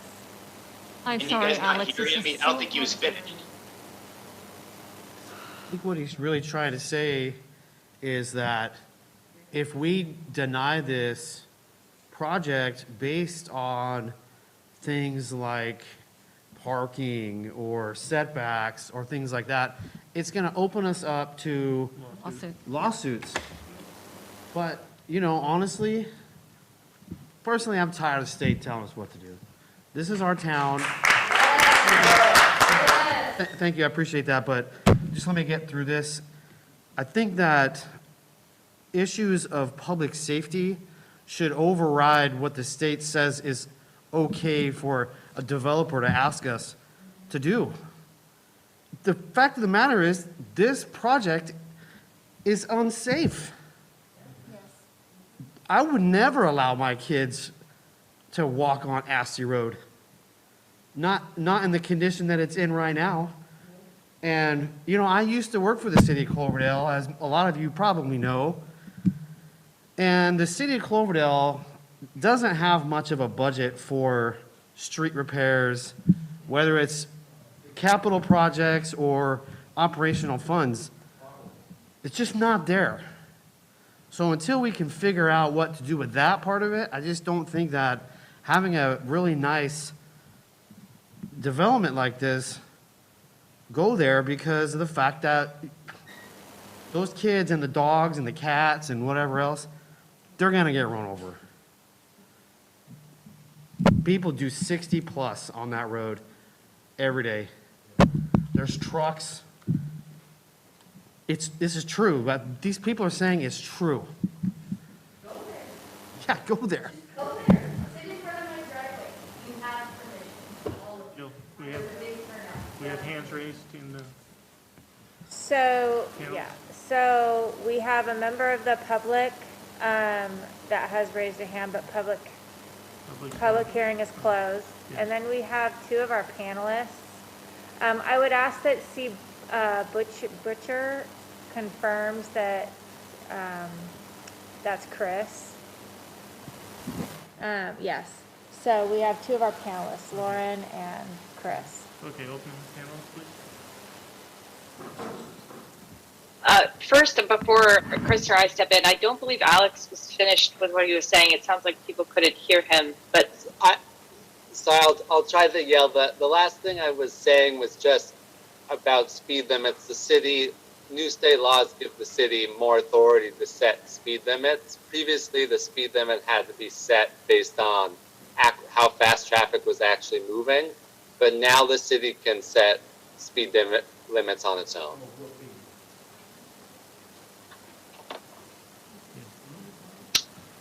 the only other reason I had my hand raised is to ask the city clerk if you could add, so Court Munsell is our civil engineer and he's on the panel, but he wasn't able to raise his hand.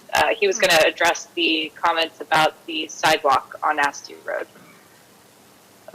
Perhaps though we have Chris go. He's already a first. panelist, so he should just be able to unmute himself. Okay. Can you do that, Court? Yes, can you guys hear me? Yes. Perfect. I just wanted to address the extension of the sidewalk. Go up beyond Live Oak. I can do a quick screen share here just to show the extent of the sidewalk. This is Live Oak. This is Crocker and First Street.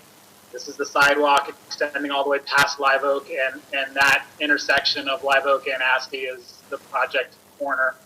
So the proposal is to install a audible and visible crosswalk in this location, fairly connecting to the existing sidewalk.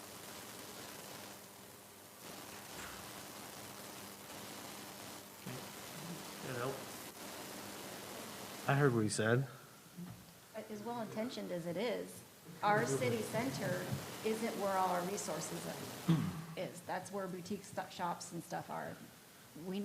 People are gonna need to go the other direction. They need to go down Citrus Fair and under, especially if they're expected to walk.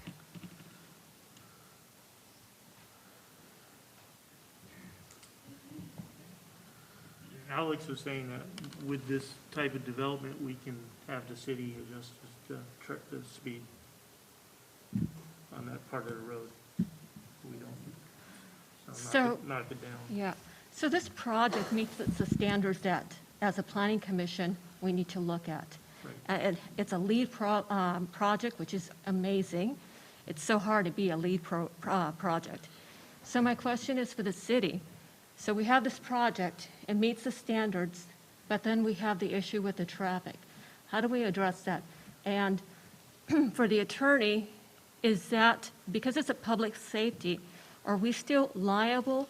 Are we still having to approve the project if the project meets all the standards? So is that issue a valid issue? It's a valid issue to the community, but how is the liability for the city? And then also, what is the city going to do? How can we mitigate that? Kevin, were you starting to answer, or do you want me to answer? Okay. So with regards to liability for safety conditions on the street, there generally would not be any. The city has pretty broad immunities from liability for traffic accidents and similar things like that. Regarding how the city could mitigate, it sounded like the second part of your question was how could the city work to mitigate some of that potential safety risk. Certainly, the city could use the impact fees from this project. The city council could decide to use the impact fees from this project to complete improvements it thought were necessary or appropriate in the area, and could seek grants and similar things that Kevin has mentioned with regard to that. With regard to whether the city could use safety findings as a reason to deny the project, the city's ability to deny a project is extremely limited. It'd have to make findings based on a preponderance of the evidence in the record that there is an adverse, a substantial adverse effect that can't be mitigated in any way, essentially, in order to deny the project. And the courts have said that's an extremely high standard and really suggests something unusual about a project or a specific location. So I think those were the three questions you asked. I'm happy to answer any others or elaborate if you'd like. Yes, another thing that, so say for instance, we denied the project because of safety issues and we went to court and the court awarded this housing development.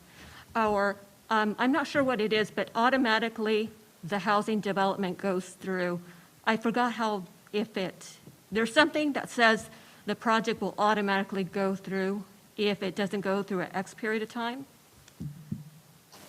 So it's possible. Generally, what would happen is the court would order if the court looked at the case and thought that the city had violated the law, the court would order the city to approve the project, as it was submitted.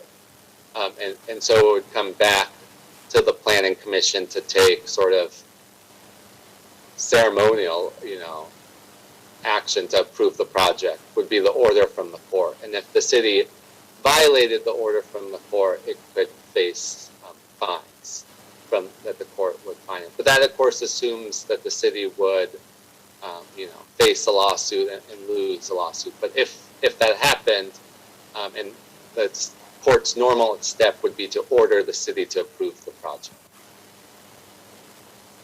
But the process the for court that determined approval the would city be on the city violated the council, right? Not the planning commission? Yeah, it would probably go, yes, it would go to the city council. We're not actually approving anything here. We're just recommending or not recommending, right? Approving it, we're approving it. We're the approving body. They're final here. This is it. It doesn't go to the city council. Right. Okay. So we say no, we open this up to the lawsuits. Right. Our purview here is to look at what the zoning is and what it's all, we're really limited on what we can do. Right. We can mitigate as good as we can to make it look pretty, try to make quality of life for the residents better, and, make it as good as we can for us. But we can't put anything in there that will say, you have to do this, you have to do that, because that's not up to us. All we can do is, if we approve, ride hard on city council to use the impact fees to take care of the safety issues and everything else that comes up that has to be addressed. The impact fees to take care of the water and sewer today, that's what I'm saying. Please, we, not our first rodeo here. Please. Chair Shanahan, if I may, there are people that are raising their hands, so we might just readdress and note that the public hearing has been closed at this time. Okay, well, you guys all understand where we're at with what we're reviewing. And we say no, we have, chances of winning are very limited. Very, very limited that we're good. So, understand that, we could approve it under protest, things like that, but.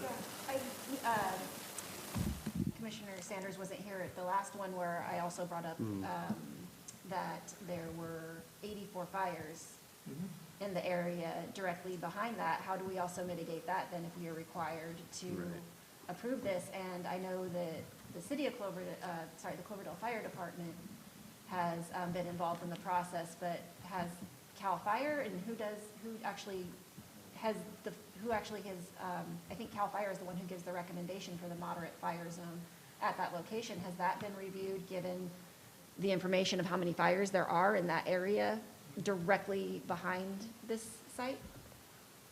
The process is we run the projects through Cloverdale Fire District, and that's where we get our comments from. We don't typically confer with CAL FIRE specific projects, and so that's, you rely on Cloverdale Fire District to review the projects and commission the projects and provide comments as they have on this one. Is it Cloverdale Fire that determines the fire zone severity? No, I think that's a state program through CAL FIRE. Yeah. Can we ask them to review that, given that information? I feel like it's prudent to exhaust all of these things if we're basically required to approve it, that we exhaust all of our resources to make sure that we are ensuring that the people who are going to live there are going to be safe.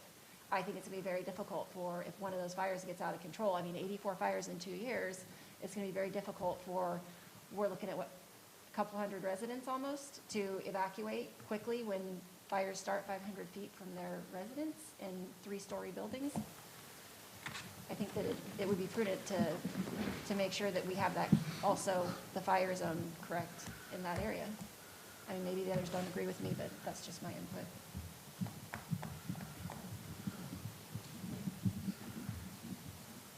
How are we with, the fire department had no, they chimed in on this, but they had no. Yeah. Comments, they wanted amendments to the project. Yeah, which we addressed it.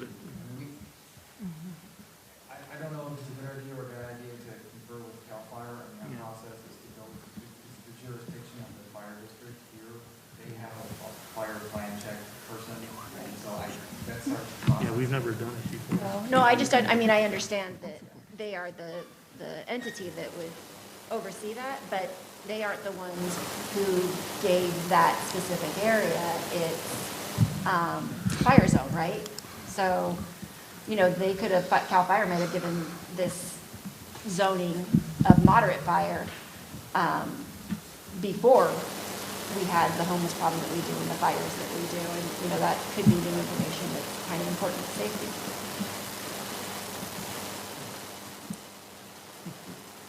Okay, we're going to have to open it up to public, to the internet questions. Jill? Any hands still? Okay, so did you open the public hearing and close it? You're opening it again? Reopening public for the hand Okay, raised. so I know Leanne Fabian was interested. She had a hand up, but we've lowered it. Let me see if she'd like to talk. Leanne?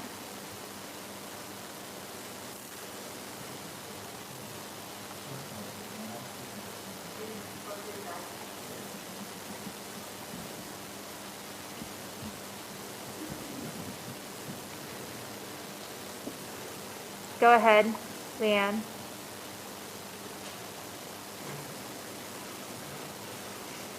Yeah. Here you are. Can you hear me? We gotcha. All right, good. Yeah, the fire concern is, it's like a safety concern overall because it's just not the ideal location. And I'm very, very, very concerned about the road conditions and public transportation. We want the, can you not hear me? We can hear you. Okay, good. So I'm very, Now we can't hear you.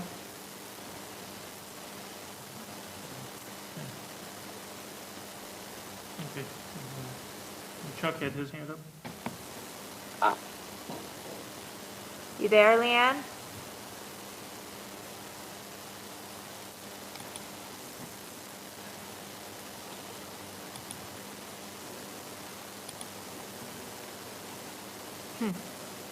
I can't hear her on the virtual end either. Okay. Well, we'll move. Chris, were you still wanting to say something as a panelist?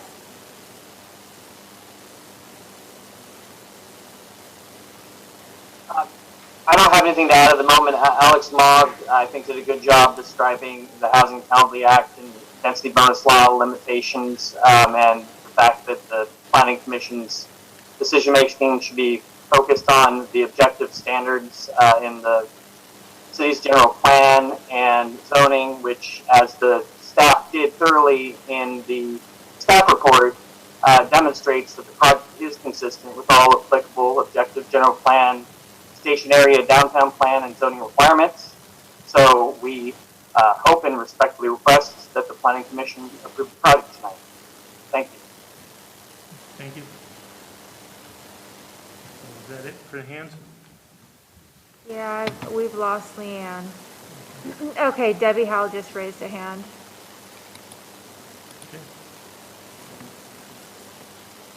Hi, I don't know if in the general plan, the goal of requiring new developments to be coordinated with the provision of infrastructure and public services is addressing the state's requirements for approving these developments. And I just want to reiterate that safety is a major, major factor in this project. And it's not because, I'm against housing. It's because it is a major safety issue. And I just think that if the city took the time to look at that, they would discover that it would be well supported. And the only other thing I wanted to comment was the law enforcement ability in the community. That's another safety issue. That's it for me. Thank you. Thank you. We'll try you again, Leanne. Yes, is that okay, Chair? Yes.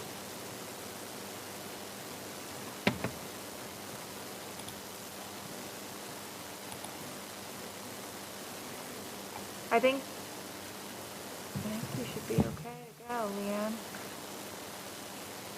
There you go. oh, can you hear me? Yes. I'm so sorry.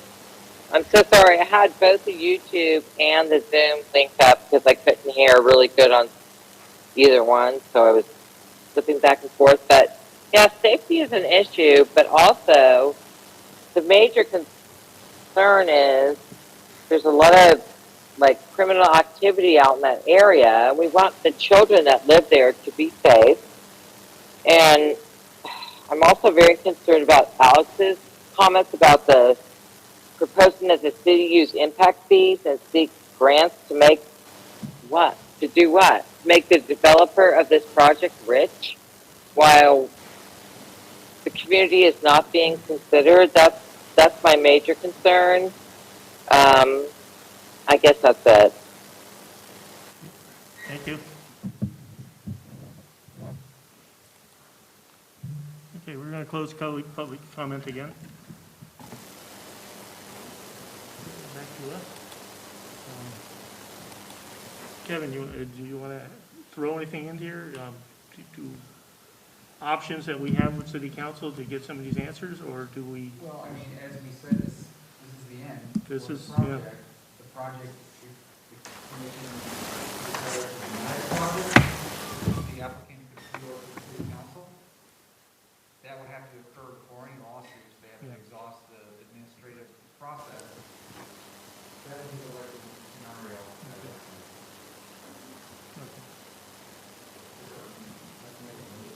Well, let's make sure we're all.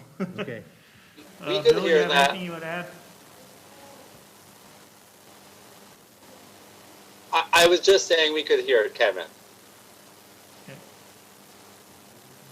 You could hear it. Chad, anything? Yeah, I think this is a perfect case of putting the cart before the horse. You hear that old saying, but I think we've done this in so many ways with this project.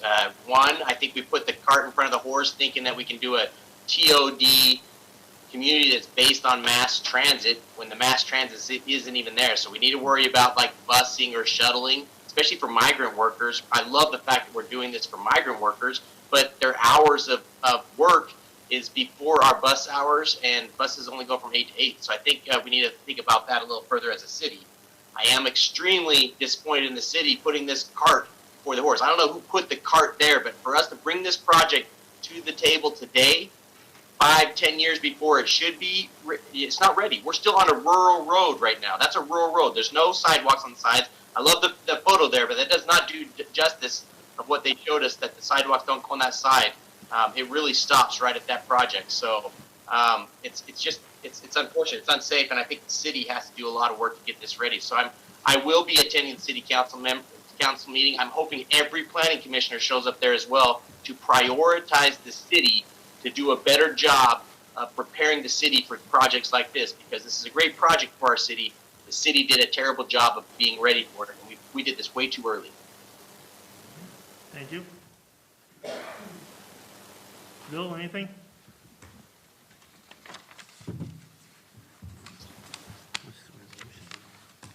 No, other than just to kind of echo what Chad said, I think it's essential that the city address the safety issues on Asti Road and to ensure that there's adequate public transit service at that site on Asti Road from the time occupancy begins, at that project. Not wait for that train, which, who knows when that's ever going to happen. And the shuttle doesn't even go close there. So it's a half a mile away. So the city needs to sit down with the county transit and come up with a plan to serve that development. Thank you. Those are my thoughts. Our newest commissioner, anything? It's fascinating, that's all I gotta say. Okay. Watch and learn. Okay. What's the resolution number? Okay, resolution XYZ 2021. XYZ 2021? Yeah, so, okay, we're gonna call for the motion. I'd like to make a motion for the City of Cloverdale Planning Commission to approve Resolution XYZ 2021.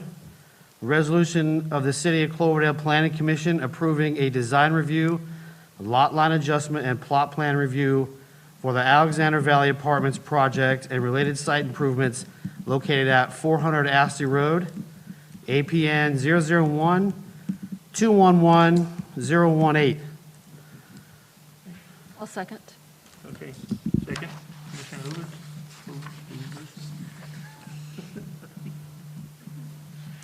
Okay, can I have a roll call, please? Can I offer an amendment to that? Uh-oh. Uh-oh, Uh-oh.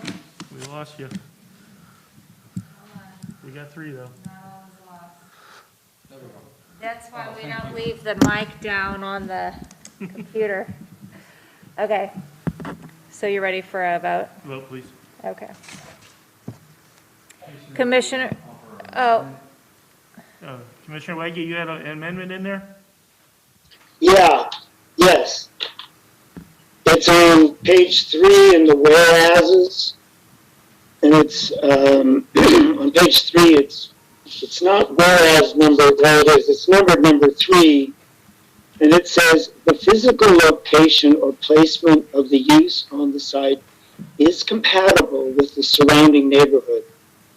And I'd like to substitute the last 4 words with, so it reads, the physical location or placement of the use on the site is compatible. no, is in compliance with the TOD regulations. I don't really, yeah.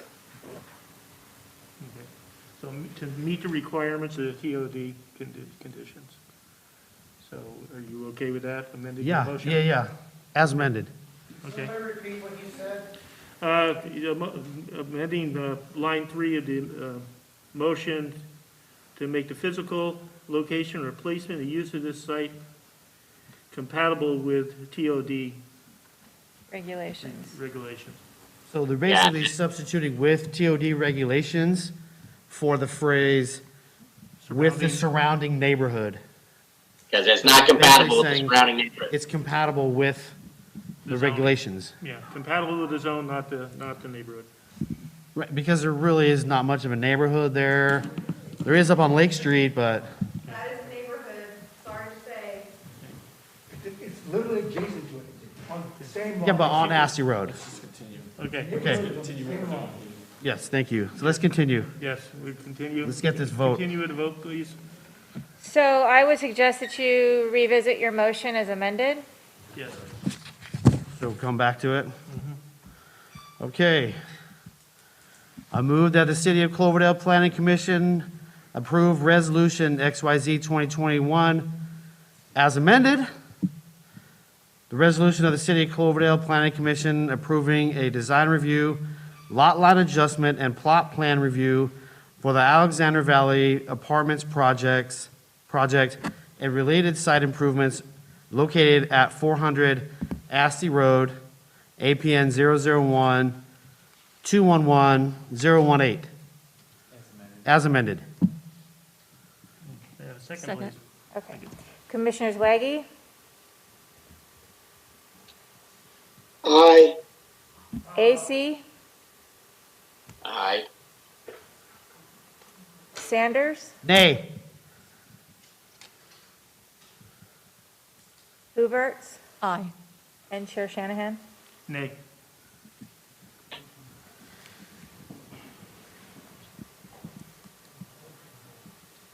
Okay. Okay, so we have our, so that's a motion decline? It passed. Passed? It passed.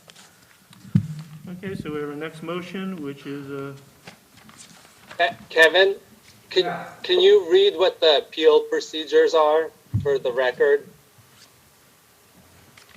Yeah, I don't have it in front of me, hang on. Okay, well, I can just summarize that you can appeal the decision by submitting a form with the city clerk. And there is a time limit to submit that appeal, and it's contained in chapter 18.3, 18.03 of the municipal code. The project can be appealed within 10 days of this decision. There is a fee. Anyone who's interested in pursuing that should get in contact with me or Jill, city clerk. If it's appealed, it'll go to the city council. Does it require a certain number of appeals? One person can appeal. Okay. There is a fee though, I just, let you know, so if anyone's interested. How much is the fee? It is $840 plus some other things related to what the hearing would cost for the next hearing. So you have to figure it out, but you're looking at $840 minimum.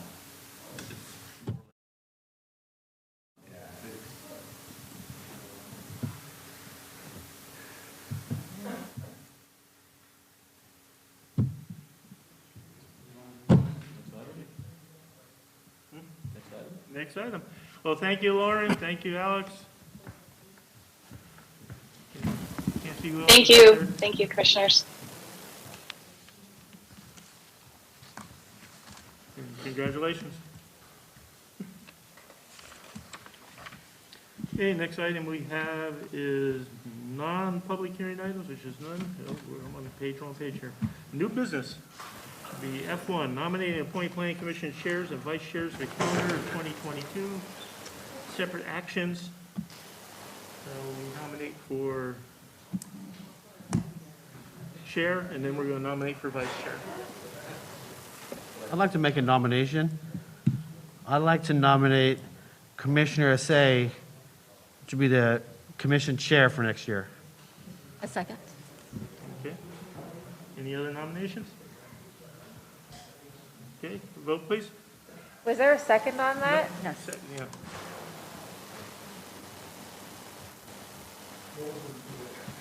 What was the nomination? It was for you. You, Oh. Chad, are you willing to For serve? chair. Okay, Are you willing to serve as chair? They're asking you. I'll be willing. I'm a servant. Vote please. Okay. Commissioner Waggy?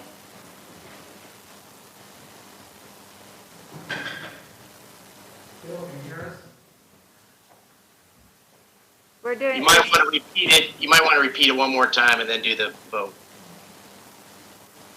Bill, there's a motion to elect Commissioner Acey as the chair for the upcoming year. We're doing a roll call now. Can you hear us, Bill? Okay, now I can, yeah. Okay, did you get that, what Kevin just said? Yeah, yes, I vote yes. Okay, excellent. Chair Shanahan? Yes. Commissioner, sorry, I'm getting to know all your names here. So Chair Shanahan is a yes. Vice Chair Hooverts? Aye, yes. And Commissioner Acey? Yes. Okay, do I have you all? Sanders, Commissioner Sanders. Aye. Okay. Okay, then we have nomination for the Planning Commissioner Vice Chair for calendar year 2022. I'd like to nominate you, Commissioner, Mike, no, Shanahan. I can't say your name, Shanahan. Mike Shanahan, yes. Or Vice We Chair. we have a second for, So what's the motion? Or Vice Chair. Chair Shanahan becomes vice chair. I'll second that motion. okay, do we have any other nominations? Okay, call for a vote, please. Did you hear that, Bill? Yes, I vote yes. Okay. Acey? Yes. Hooverts? Yes. Sanders? Aye. Shanahan? Aye. Thank you. Congratulations, Chad. Do you really mean that? Do you really? Okay, so we got planners report communications. Yes, I'll be brief. Our housing element is in full swing. I don't know if y'all wants to add anything to that, but we're currently have a survey right now that we're trying to gauge the community's feelings about housing and how we're going to incorporate that into the housing elements and bring that forward. Tomorrow night at the city council, we'll be bringing forward the downtown and TOD zoning amendments that you guys all deliberated over. So thank you for your hard work on that. So that's going tomorrow for a possible introduction of an ordinance. We'll see if we get that far, or we'll at least be discussing it. Our next meeting is February 1st. I think we have a big item, but I just don't want to say right now because I'm not 100% sure, but February 1st is our next meeting. Okay. Any direction to staff from the commission? I Oh, apologize for the microphone. I don't know. We were in here earlier. We were working, I think it's the soundboard. So I apologize to everybody in mind who we've been having trouble with our and we do have some of the contract and completely revamp this, and that's supposed to start in the next few weeks. So we're very thankful and hopeful that that goes successfully. Good. Amen to that. Okay, so we have anything for commissioners to the planning, to the staff? Yeah, I just have some I'd like to say to city staff, Kevin, and Raphael. I know that your job isn't always easy to do, and I just wanted to say thank you for the work that you guys do, because I know you probably don't get many things. And it's not always easy, it's not always a popular thing to bring some of these developments here, but I do want to say thank you for the work that you do, and for the professionalism that you bring when you come here. Thanks. Yep. Okay. Well, with that said, I will adjourn this meeting to our next meeting Tuesday, February 1st. Thank you, guys. Yeah.